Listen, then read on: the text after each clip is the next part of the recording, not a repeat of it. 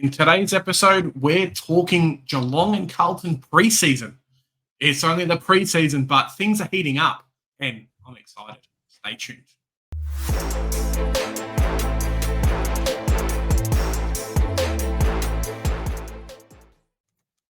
Joe, Geelong and Carlton, two teams that seem to have a lot of questions about some players and positions, and other places just know. Both are trying to push further into the finals. Geelong are trying to keep there. Carlton want to win a premiership. How did you see the game today? Yeah, it was a really interesting one. We sort of raised it in the other video where we spoke about Sydney and the Giants. It was very scrappy, and it was played in very hot conditions. I know you're saying that the footy was heating up, literally and figuratively. It was a very hot day of football today. Really gave the players a fair workout. First things off the bat, first hit out against another side with the heat. And it was the Cats that got the dub today at Icon Park against the Blues. And you can't say Blues without the word lose in it. So that sucks to you. No, I'm just joking. I'm just kidding. So the Cats 10-13, 73. Tell you what. It was an interesting game and really showed us that there's a few players down at Geelong that, these younger kids, they're trying to blood them. They're trying to make them work. And a few opportunities for us in Supercoach this year. I'm actually quite excited to have some of these young kids in my team. Unfortunately, they don't have round zero like Carlton do, but maybe take the punt on some of these guys. Yeah, exactly. It was a really interesting game. I think Carlton came out quite strong and were well and truly winning around the stoppage. And I think they kicked the first couple of goals to lead 13-0. But after that point on, the Cats really started to really look really good and start playing the way that they wanted to play, taking some marks and really bouncing off halfback really well.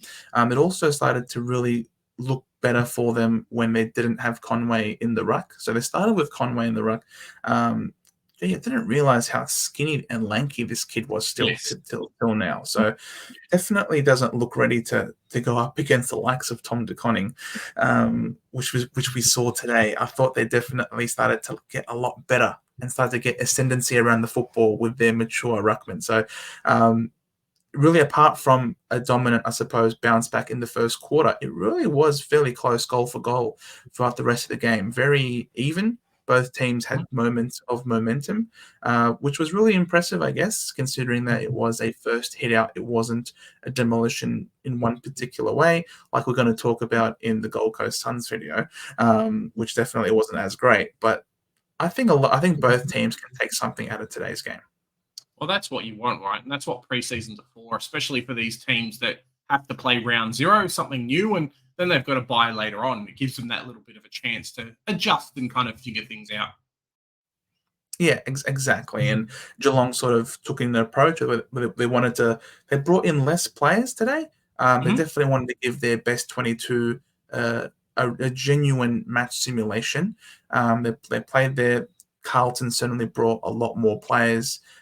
They have around zero, so they sort of have to manage it a little bit differently compared to Geelong, who don't have a round zero game, and they wanted to give their players a genuine hit out. So we'll go into the specifics about the individual players, how they went, as we start to talk about the Cats first off the rank as the winners. And it's no surprise that the first name that we got is Tom Stewart. He's in my side. Is he in your side, Big J? At the moment, he is, and looks like in today's game, all that talk about playing midfield and it going to affect his scoring and everything. Like, where was that? It just didn't happen. And then, Tom Stewart playing that position, more than happy to put him in for that price. We spoke about him versus Sicily and a few others. Tom Stewart's almost the general of this team now. Yes, Paddy Dangerfield is good. Yes, they've got other people as captain and blah, blah, blah. But the back half of the field, it's Tom Stewart. Like, that's just it. And we saw a bit of that today. Yeah, 100%. It was classic Tom Stewart, general roaming. SDK, I've got him here. He's not really Supercoach relevant, but I wanted to shout him out because he looked really good today as a key position defender. Definitely was the number one and had some great moments intercepting as well as playing accountable defending. Someone that was who was Supercoach relevant last year was this guy, Jack Bowes. Oh, for all the Mate, wrong reasons, Joe. for all the wrong reasons, but he actually looked decent today. He played a number of different roles. He played on the ball. He lined up at quite a few center bounces, which was really interesting to see. And he was working hard up and down the ground. For 341,000, I wouldn't go there. But if there's some more injuries pop up, like to one player in particular in the midfield, who I was very strongly against. If you guys notice, I'm speaking with a very wide smile, which is very rude because someone's injured and you're not supposed to be laughing at someone's injuries. But I can't help myself when vindication comes so soon. You can't help it. But Jack Bowes, keep an eye on this guy. Keep a close eye. Mid-pricer around the ball, as well as helping at halfback a little bit. It was really interesting to see. Joe, I'm just having 2023 flashbacks when he's just come over from coming over from Gold Coast. Cool, good draft pick. They got a thing. They're going to play him. Looks good. Getting CBAs 3 weeks into the season. I've traded Jack Bowes. It worked out really well. The pick was fantastic. I love mid prices. Like that's what we got. That's what it's feeling like at the moment. And there's only space for potentially one guy at 300K in my back line. It's not going to be Jack Bowes. Like this, I'll let other people take the risk than me doing it. Unless Geelong has no back line and Jack Bowes gets a new body, and it's okay. There's no injury risk at all. Like it's a no from me. Fair enough. This guy's a young boy, Connor O'Sullivan, and he looked good today. He's a good player. He's a good player. There's a reason why Geelong wanted to pick him up, and they wouldn't trade some of the players, and they wouldn't trade some of the picks that other people wanted. Connor O'Sullivan is very, very good. He's a very good player. Radigalia has gone. There's a space for him to play. You're talking about SDK being like that good. Connor O'Sullivan is basically coming in and shoring up their back line. It frees up Tom Stewart to be more of an interceptor. And then O'Sullivan, I think his side, we can't talk about player weights. Someone called us off in when I talk about Big and Ewan being like 90 kilos. But O'Sullivan looks decent for the size already. So I think he's going to play. And he should play from round one and potentially one of those guys at a bit more of an inflated price they could keep all year. Yes, he's a defender. Yes, he's probably going to play a bit of key back intercept. So some of the scoring's not there, but as a short pick for the whole season, it's not bad. Yeah, and his ground level pressure in tackling and harassing and chasing was really impressive, I thought. He just wouldn't give up on any plays. Just that sort of exuberance that you get from a youngster, which was really impressive.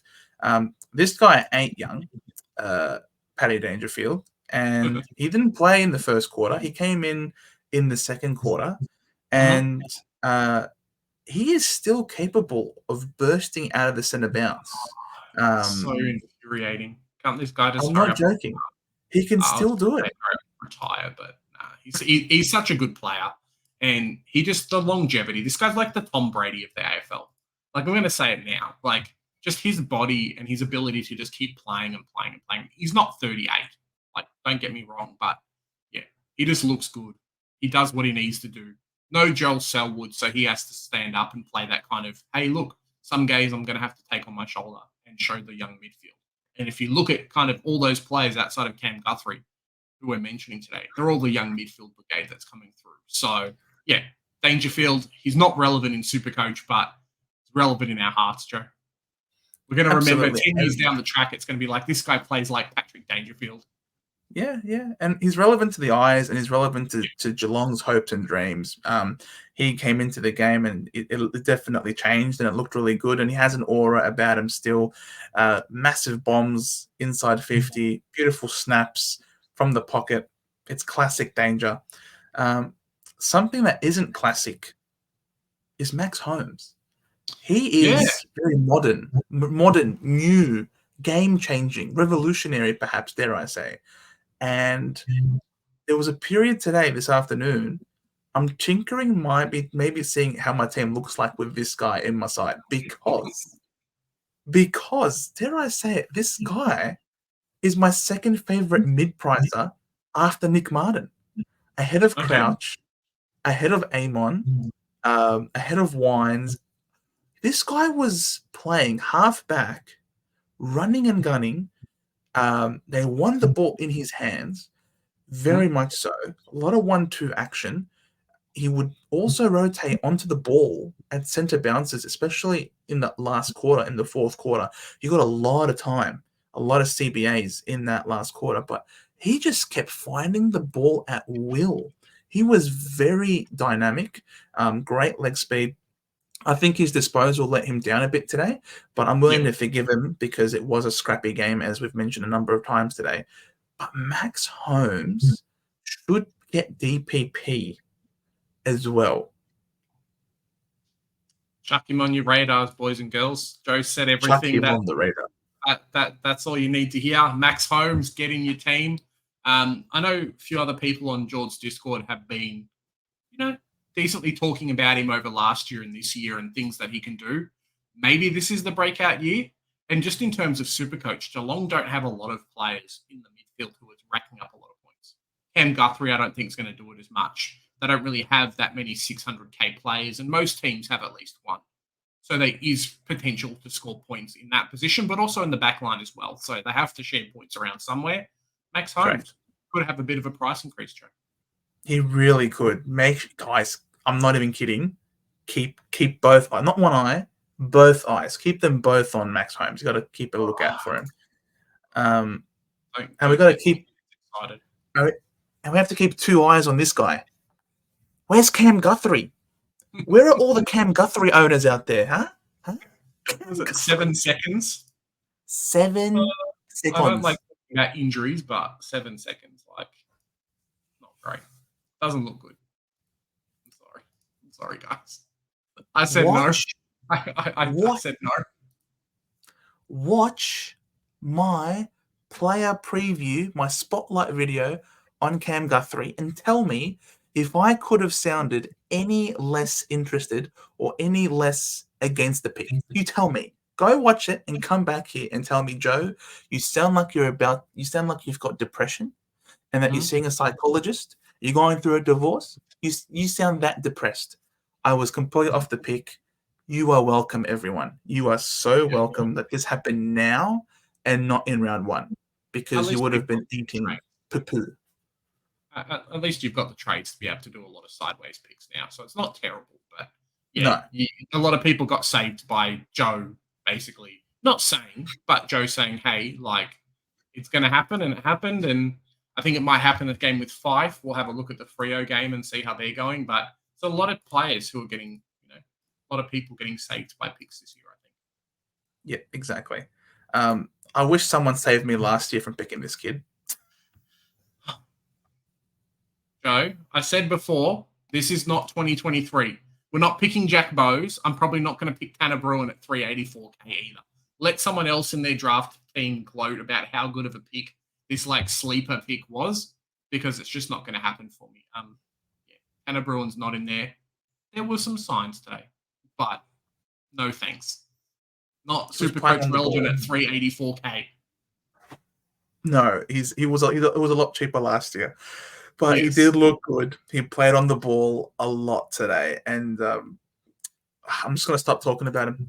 Jai Clark, he's a rookie that a lot of people have on the bench. And I know a lot of people were hoping that this guy could be the next, Joel Selwood. And believe me, I saw it today.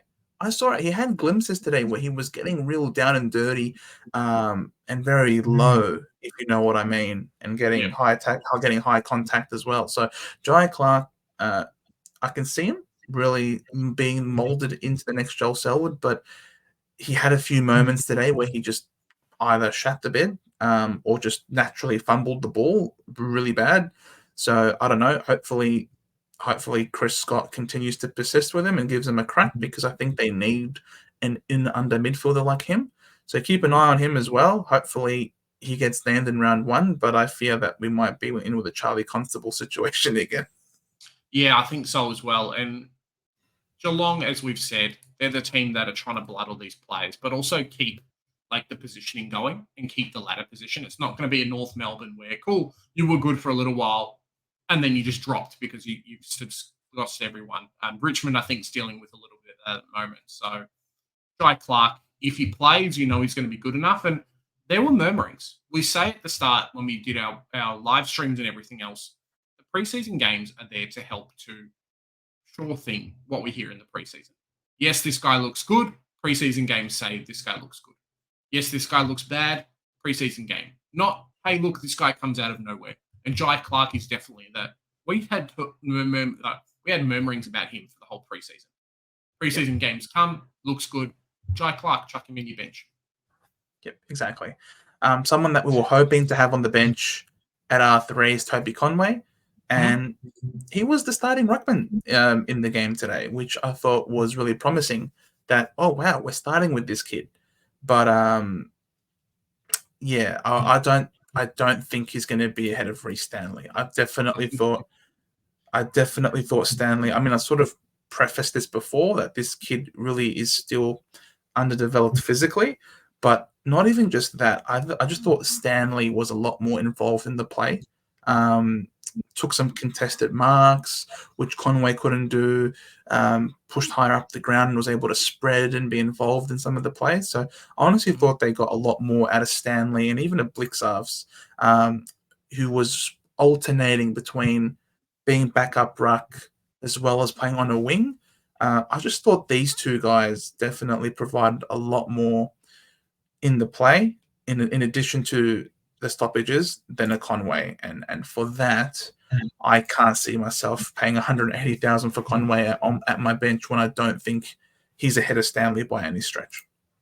Yeah, unfortunately, I think Supercoach is slowly turning into no more playing R3 unless a Kruger or someone comes through, and they're not the best because they don't have they have an early buy. So maybe Cohen Livingston ends up being the one that we all end up picking. And Conway, sure, could be fantastic, but not for right now. No, not for now. I know Jezza Cameron, some people were talking about maybe signing Jeremy Cameron for his price point, but as a primo, and he did look really good. You know, classic Jeremy Cameron. He's not like Tom Hawkins, who stays stuck in the forward 50. Jezza Cameron definitely roamed higher up the ground and was involved in the play and did a lot of good things in terms of the handballing and the kicking, and then would drift back into the forward line and kick some ridiculous goals from the pocket, from the boundary line. So look, I'm not against Jeremy Cameron as a player. I think he's a gun, but you know, with his age, and he has missed some games here and there. And obviously just the natural, I suppose, he's not as likely to falter as a key forward compared to a Tomahawk, but because he's not in the forward line, he might not be at the end of kicking a bag of goals like a Tom Hawkins, for example. So look, I'd keep an eye on Jeremy Cameron. I didn't see anything bad from him today. Definitely passed the eye test. He looks fit and raring to go, but don't just automatically slot him into your side right now. Keep an eye on him. Yeah, I don't know how many people are going to be doing that. I think Hogan, if you have to do it, Hogan's early run is just too good to be able to say, cool, I'm going to spend more money on Jeremy Cameron, unless we're that desperate. In previous years, Joe, we've seen Ollie Henry line up in the back line. Where did he play today? And why is he now relevant Supercoach list? Mate, because this guy, he was sensational. He was probably their best forward today, Ollie Henry. And he was, I'm not even kidding. He was like their best forward today. It was really impressive. I thought he took a magnificent one-handed mark from a Holmes kick. It was like an inverted torp, and the wind was messing with it, and he had no right to mark it. Henry took it with one hand. He took it with one hand. I couldn't believe it. I was blown away. I thought, wow, he was very sharp, very, very clever as well. He's under pressure. He was one of the few people that did a little tap on to his teammate and opened up the play all of a sudden. So maybe not Supercoach relevant, but my word, at that price point, but he was sensational to watch. He's in for a big year. So if for the Cats this year. So that's a shout out to you Cats fans. You're going to enjoy Ollie Henry this year, I think. Hope he gets a haircut because I don't like that bald cut that he had a couple of years ago. So hopefully it's gone forever, and they'll be much happier to see him on field. Yeah. Shannon Neal. I know we spoke about Conway not being a good ruckman, But Shannon Neal, I'm going to say what, 105. I keep going about the weights, Joe. I think 105 kilos, like 200 centimeters. He looked good. He looked like, hey, what we saw in previous years about, potentially doing a bit of ruck time and playing some forward. Correct. He was definitely mainly used as a forward, as a key forward, but he did pinch hit in the ruck when it was him and Conway. He did pinch hit a little bit in the ruck, looked pretty decent, but he definitely shone the most when he was being used as a forward. Great leading target, good size as well. Was able to hold his own in some one-on-ones as well. So for 201,000, again, it's a little bit awkward considering that we have other mid-pricers who aren't going to be playing key forward. But if, for example, there are injuries to Stanley and Conway, for example, is going to be the number one ruck, then Shannon Neal could be that backup option when Conway rests forward. And all of a sudden having another ruckman in your forward line could be really interesting. So I wouldn't recommend him now, but I would keep a close eye on Geelong's list and seeing if an injury pops up and all of a sudden he has to ruck a bit more. Could be worthwhile. Yeah, like if Shannon Neal, sorry, if Toby Conway kind of is named more VFL, Neal gets named on the AFL. Hey, presto, 201 centimeter forward ruck. You said. Exactly. Would be awesome. Dempsey, I just want to shout him out because he worked very high. He started forward, worked really high up the ground, was involved in the play, took a screamer as well. If you haven't seen it, was very impressive. Very eye-catching player today, Ollie Dempsey. For 148K, I think you can definitely do a lot worse, especially if you think Geelong are going to be good. They're going to bounce back. And if you're going to get a lot of forward supply, I can see this guy doing really well at ground level. What a segue, because forward supply and Sean Manor, they come in hand in hand. This guy, we saw it with Stengel in a couple of years ago when Geelong somehow got him out of the depths of what I think it was the Sandful or the VFL, whatever it was. Yep. Mature age player. Sean Manor, they've done it again, Geelong, Joe. I'm not happy. This guy is too good be playing VFL, and he won't be. And Geelong just keep getting better and better, and I hate it so much. Sean Manor, get in my team. He didn't start early on in the game. He definitely came in a lot later into the piece, but when he came on, he made an immediate impact, I think. As soon as he got on the field, he touched the ball, a nice little touch pass into the forward pocket, which led up to a scoring shot. So that was obviously really impressive from Manor. He's not a tall man by any stretch. He's definitely short, but he's very stocky. And I think that just seems to be a classic VFL body trait. And definitely used it well. And he had some penetrating kicks inside forward 50 that was just touched by a Carlton defender, which got in the way. I'm really keen to see him. I think he's a mature age player that Geelong recruited for a reason. I can definitely see him starting in round one. Are you going to put him in your team? Yes.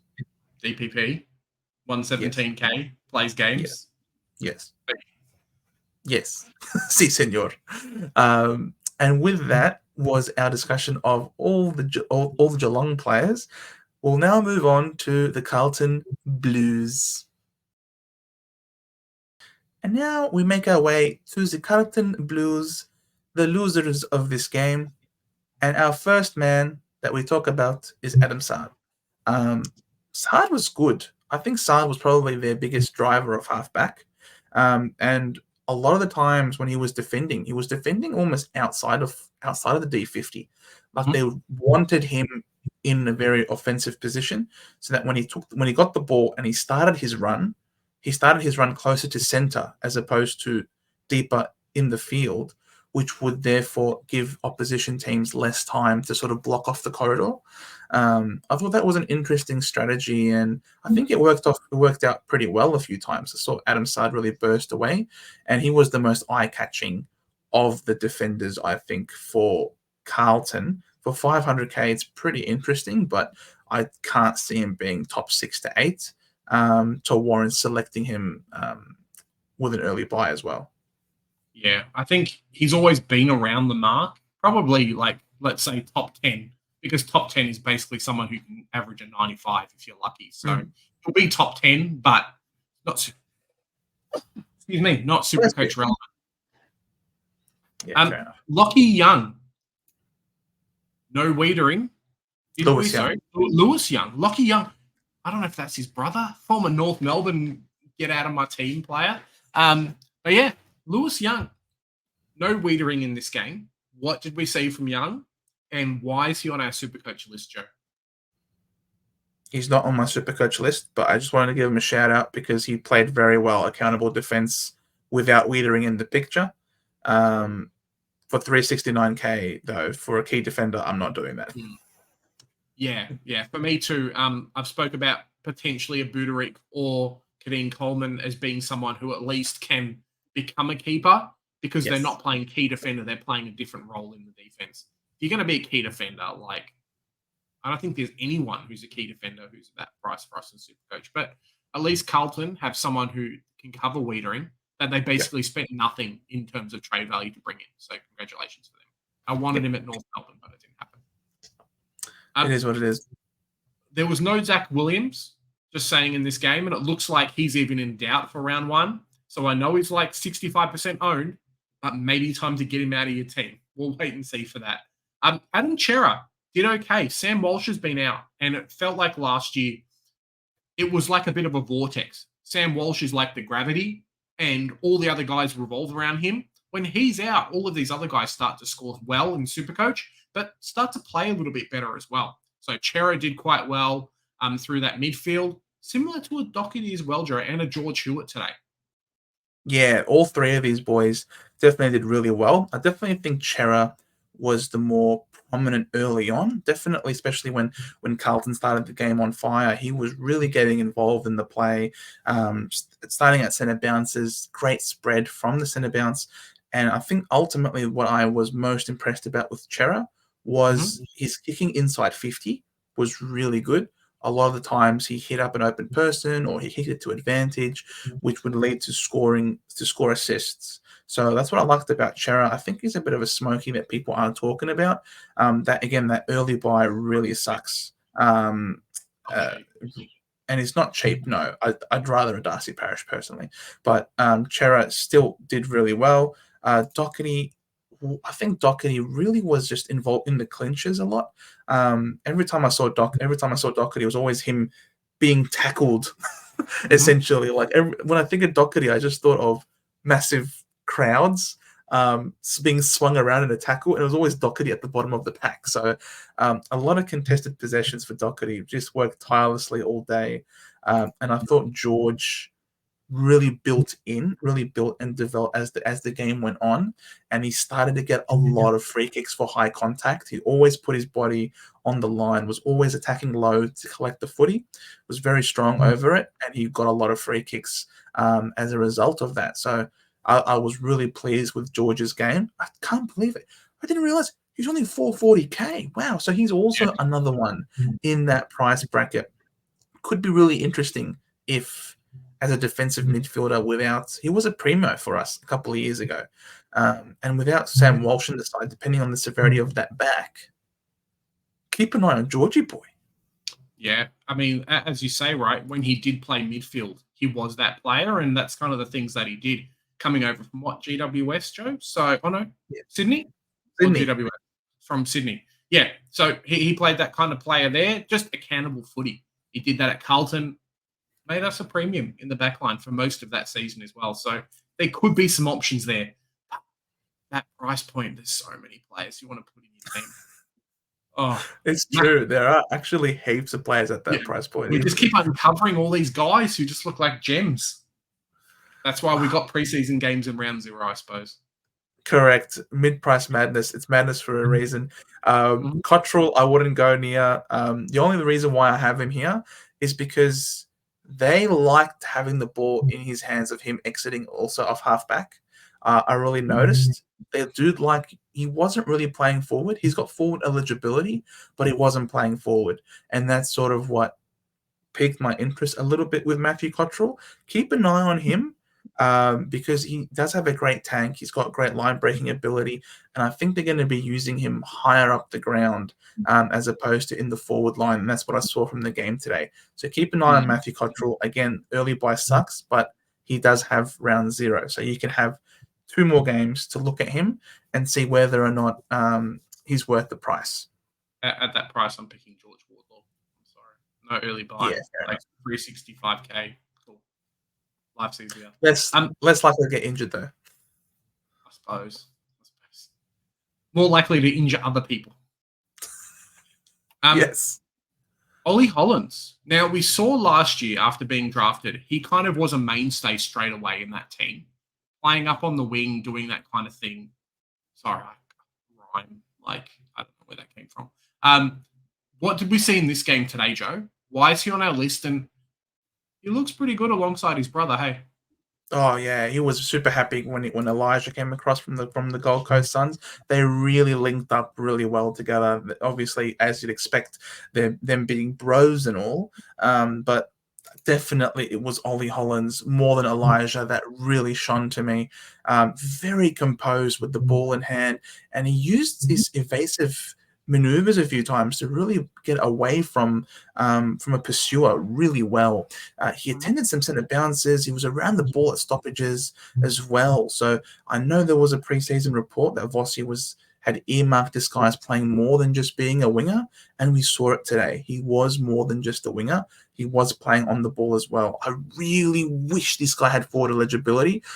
Honestly, I reckon this guy would have been a lock in our forward lines with the way he was playing. He accumulated the ball a lot, and he was a great disposer as well. So Ollie Hollins was sensational. If anyone's going to start, maybe people are thinking of a Thompson Dow, for example, in the midfield as a mid pricer.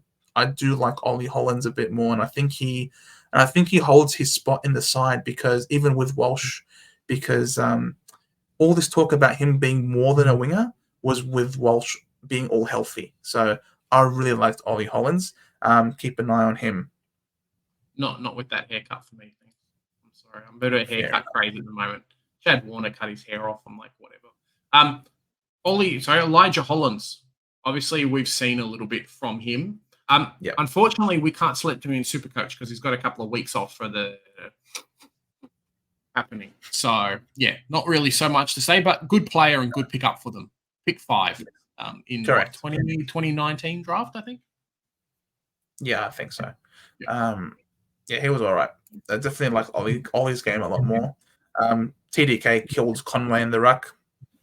He looks ready to take his game to another level, which was really impressive. So well done, TDK, but you are never going to be anywhere near my side. This is the closest you're ever going to be featuring in this video. Congratulations, mate.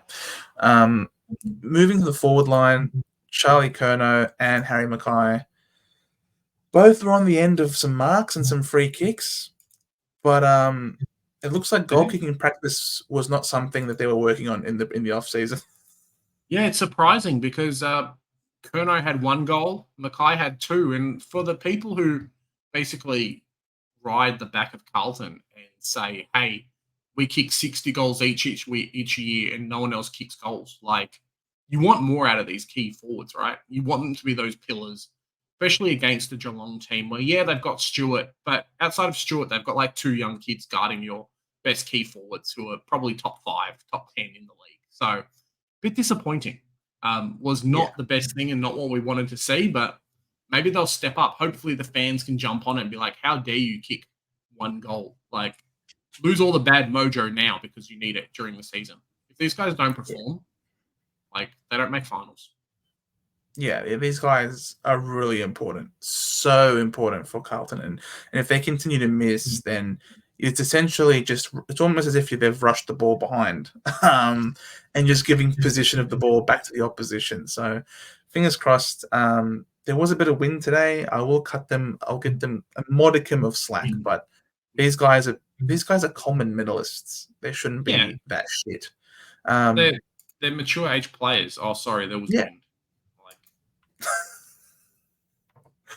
There was a bit of wind. It was the wind. It's the wind. Speaking of the wind, which has been prone to injuring this poor man if it blew too hard. Orazio Fantasia. Oh, Um, moving from the Bombers to the Port to here. I like this game. I actually like this game. He didn't hit the scoreboard, prolifically. He had one kick on goal which almost went through, but it was touched before it went. But he definitely was involved at ground level in the forward 50 and did a lot of team first things, freeing up players with a handball. He set up Moya, who we're going to be talking about. I forget how to pronounce his name. Moore, maybe Ashton, whatever. He set him up with a nice little handball, and then also was just team first things. If you can stay fit and healthy, and that's a massive if, because he's never been fit and healthy in his life. I think he was born with a hamstring injury, perhaps. So I don't know about Orazio. If he can, if somehow he's fit, I reckon you play him. I reckon get him in your teams. To be honest, yeah, if you're born with a hamstring injury, you're just in trouble. Tell you what. As Joe says, Ashton Moyer, we got him up next. There was a bit of hype with him being, I think, just after the first round in the draft, but I don't think he's that Supercoach eligible. And I think there's a lot of players who are probably ahead of him at Carlton, alongside in our Supercoach teams as well. So maybe if you're a fanboy, pick him up. But he's not for me. As Joe says, two kind of gifted goals, which we're very, very lucky. Yeah, don't pick him. Don't pick him. One goal he got, nice little handball over the top, Joe the Goose goal. In the goal square, and then the other one was because his direct opponent went to spoil the ball, collided with their teammate, and then just left him all by himself with the ball just landing in his lap. So obviously you're not going to get that lucky every week. So don't read into the two goals and think, oh wow, this is amazing. It's not amazing. There are definitely much better 117K rookie options. And that's one of the things as well we talk about. Don't look at the stats, look at kind of what happens, and that's And that, guys, was our deep dive discussion about the Cats versus Blues game, where it was, again, the Cats that got the dub against Carlton at Icon Park. We hope you enjoyed what we had to say. Guys, we've got a lot of videos coming out. It's a lot of fun, and it's really good because it helps to filter out the plays that we want to put in our teams, but the same for you. So hopefully you can stay tuned for all of those. We've got a couple more coming out tomorrow, today, and then we're covering the rest of the games over the weekend. Exactly. Make sure you hit the subscribe button, like this video, and hit the notification bell to make sure that you don't miss out on any of the videos that we are continuously pumping out over this preseason.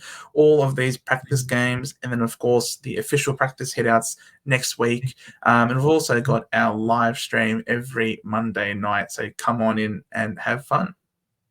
Footy's back, Joe. I'm excited, and hopefully the fans are too. There's a lot of prizes on offer for us to win this year. Join our Supercoach League. You can win 3 prizes from that: a jersey, tickets to an AFL game, or an AFL voucher, or our tipping comp. We haven't promoted it that much, but it's just started up, and you guys can win a pretty big voucher from that as well. And it's all free. Like free. Free's good. Yes, free is good. And that's what we do. We freely do the hard work so that you guys don't have to. See you all in the next one.